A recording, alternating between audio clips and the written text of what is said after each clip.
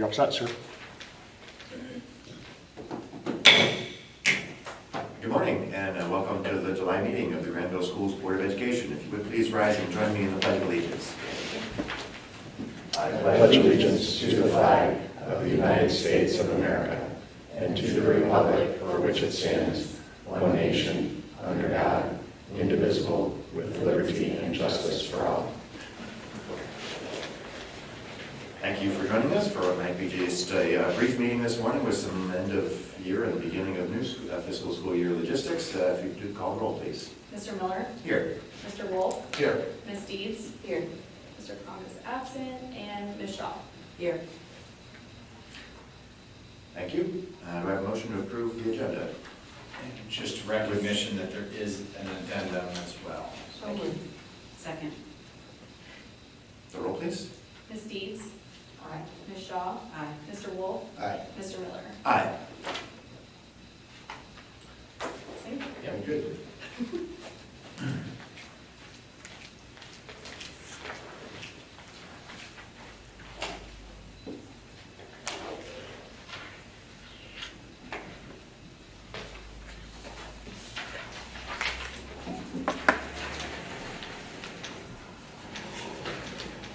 Mr. Allen, thanks for pulling this together quickly at the end of the fiscal year and the beginning of the new one. I know it's been really busy, so I appreciate you pulling forth our monthly update. Yes, this is our quickest turnaround of the year. We had the late June board meeting and early July.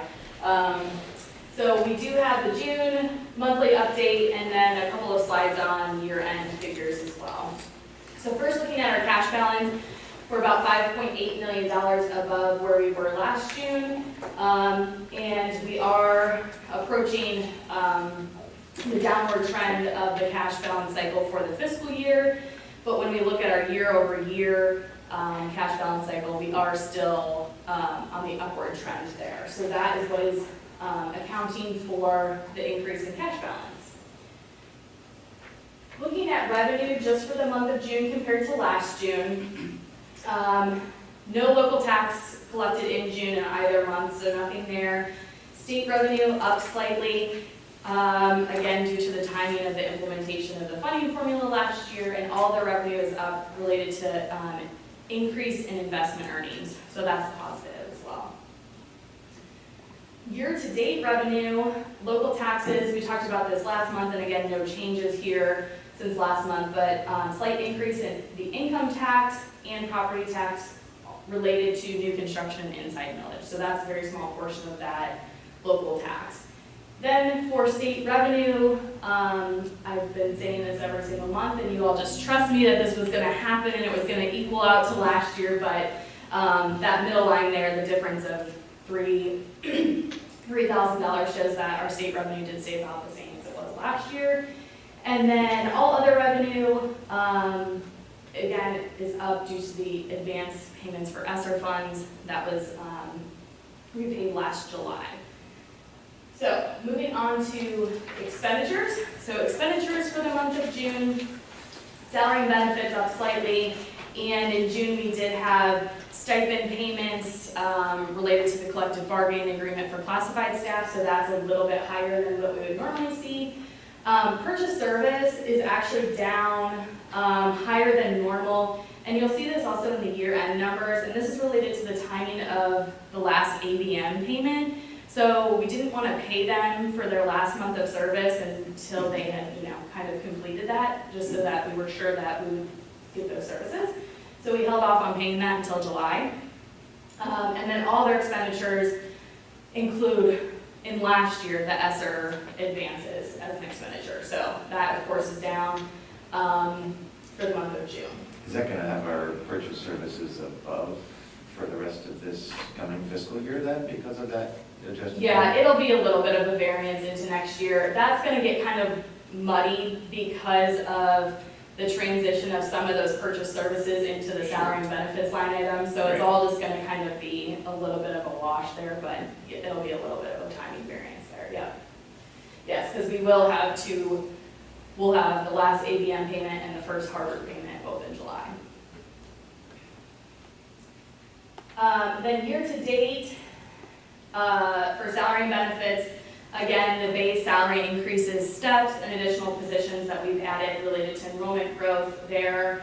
And then all other expenses being down largely off the advances that were so high last year due to the ESSER funds were offset by increases in the HVAC project this year, so that line item is a little bit of a wash, showing a decrease over last year.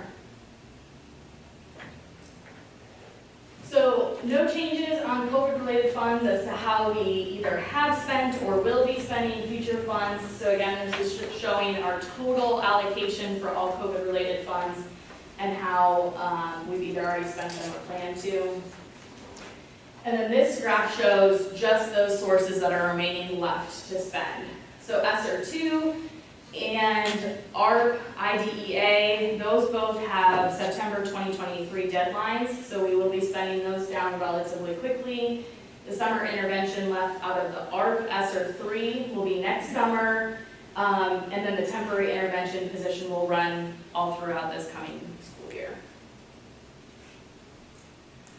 So then looking at year-end numbers compared to the forecast and how we ended up, and again, this is the May forecast, so we had a good bit of actual information at the time that we filed the May forecast.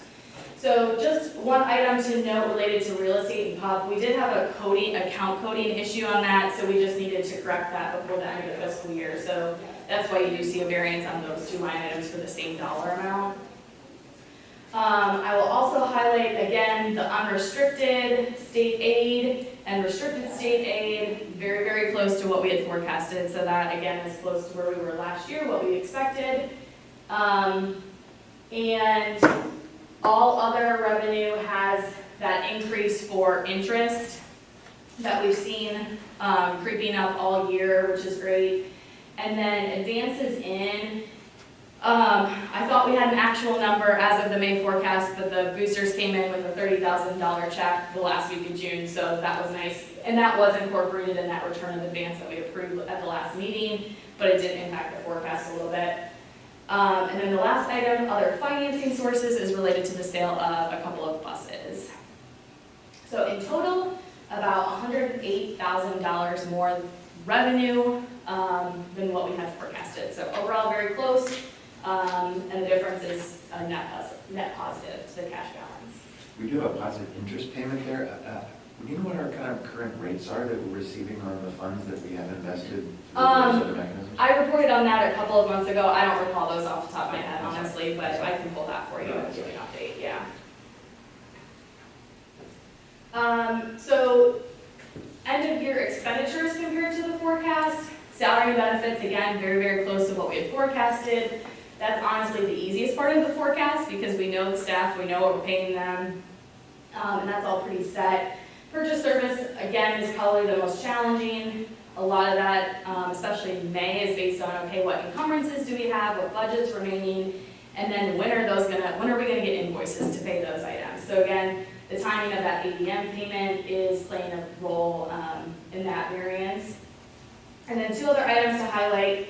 Capital outlay, we did end up having that final HVAC payment, so that project got wrapped up, so that happened in June after the forecast was filed. And the advances out, we had planned for $200,000, it only ended up being $48,000, which doesn't impact the overall cash balance in the forecast because it's just an in and out, but in total, expenditures were $340,000 less. So again, that has a positive impact on the cash balance.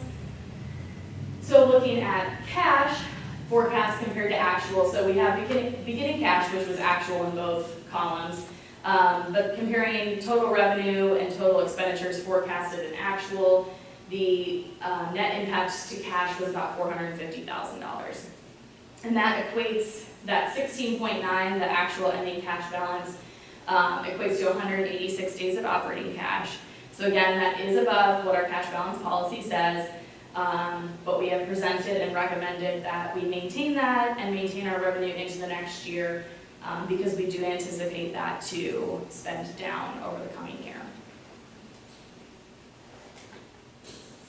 Okay, and then we have our cash reconciliation, and that is it, unless there are other questions. No, that's Okay, great.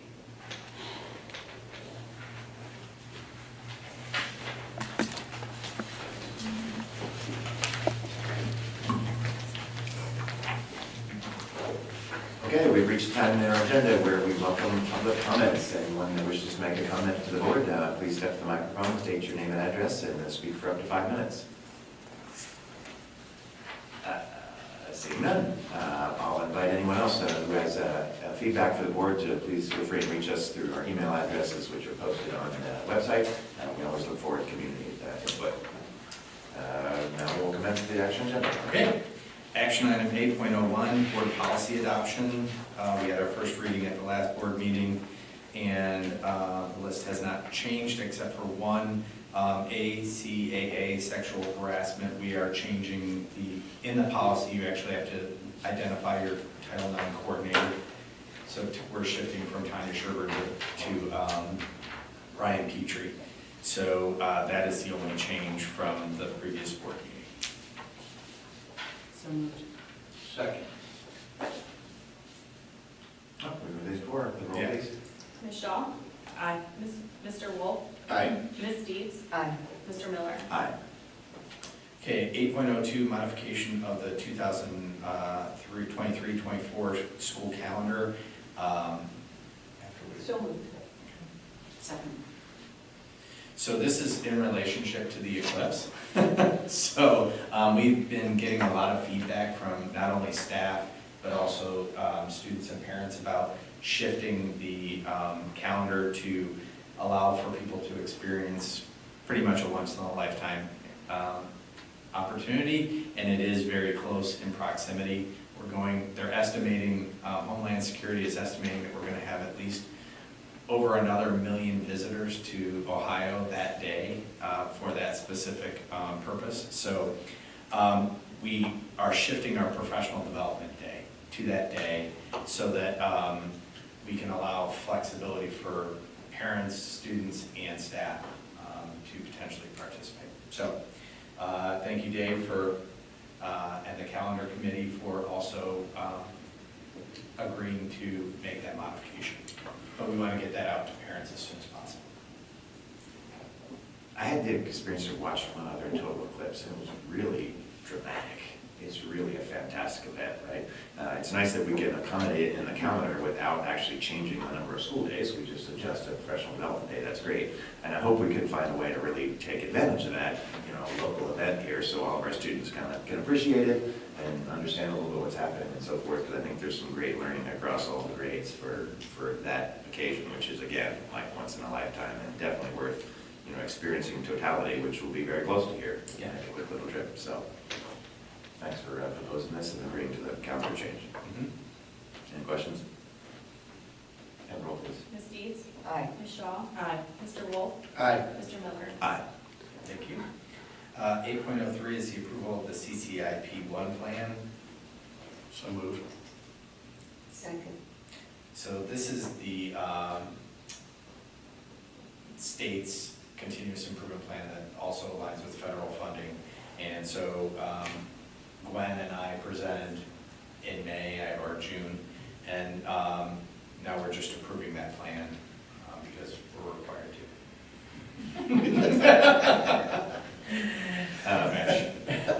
I really like the fact that we have continuous improvement plans, even though we're not required to. Right, and we do that in all of our buildings, in all of our ways and so forth. And I'm sure there's a lot of paperwork associated with this one that I want to thank you and Gwen and Ryan for as well, so. And Brittany. Yeah. I don't do it, except for approve it.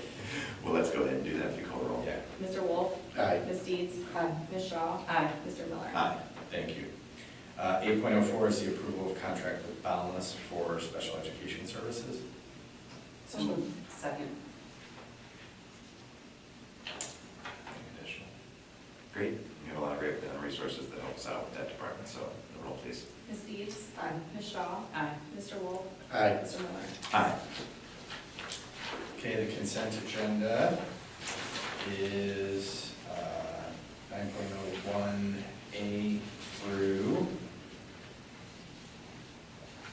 C11, or no, C6 plus the addendum. So moved. Second.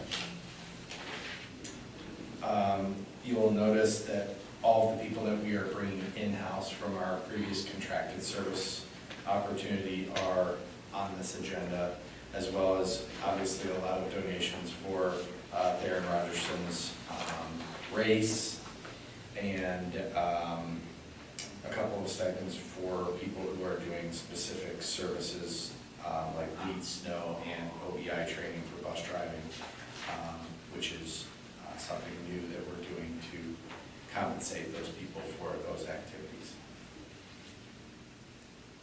A special thanks to our substitute bus drivers as well, who were called on occasion and approved on this list, including Dave Stewart. That's Who has many other roles within the district, and we appreciate all of them. We certainly do. No questions here, anyone? Have the roll, please. Ms. Dees? Aye. Mr. Wolf? Aye. Ms. Shaw? Aye. Mr. Miller? Aye. Item 10.01, approval of the June 2023 financial report. So moved. Second. Thanks for pulling together so quickly. I know it's a super busy time of year. One other question, not really the financial thing. What's the timing by which the Licking County Auditor announces the reappraisals? We will get rates in November, Okay, and that's or when, values and rates in November. and that's when the public is notified as well of what their reappraisal amount is? That probably comes out when they get their tax bill. Yeah, I don't All right. know when individuals are notified. Okay, and I'm just kind of curious, so that's something that's out there and so forth that might be good to get ahead of from like a financial communication or a tools or a calculation perspective. Honestly, I hope they find it with their tax bill, because that will be a more comprehensive picture of the actual impact of the values. If they get the value by itself, that's a little alarming potentially, but to see the actual tax impact is going to be a more holistic explanation as to what's going on. And Mike Smith is very responsive to questions, Yeah. and his department does an excellent job. But Right. yeah, it is going to be different. Licking County as a whole versus Granville community as well. So that the impact is going to be very different in Granville versus other county or other areas in the county. I just heard that, Franklin County or Columbus's values are going up 41%, right? And I think that's similar kind of magnitude to be true here as well. We had so many communications about it in the levy cycle. I think finding a way that when people get that announcement or so forth, we kind of reflect on that and kind of give them the tools that they need to understand the local impact would be valuable. So we'll keep in touch on that. And that's not related to the financial statements for the month, but I appreciate you for there. Yeah. Any other questions on the finance monthly? The roll. Mr. Wolf? Aye. Ms. Shaw? Aye. Ms. Deeds? Aye. Mr. Miller? Aye. Item 10.02, approval of the resolution for fiscal year 23 return fund advances. So moved. Second. Okay, this is just the opposite of what we approved at the last meeting, to return the advances. Okay, another necessary step. The roll, please. Ms. Deeds? Aye. Mr. Wolf? Aye. Ms. Shaw? Aye. Mr. Miller? Aye. Move to adjourn. Second. Ms. Deeds? Aye. Ms. Shaw? Aye. Mr. Wolf? Aye. Mr. Miller? Aye. Nice quick meeting. Thank you very much for your attendance. Yes, meeting of the year. Just kidding.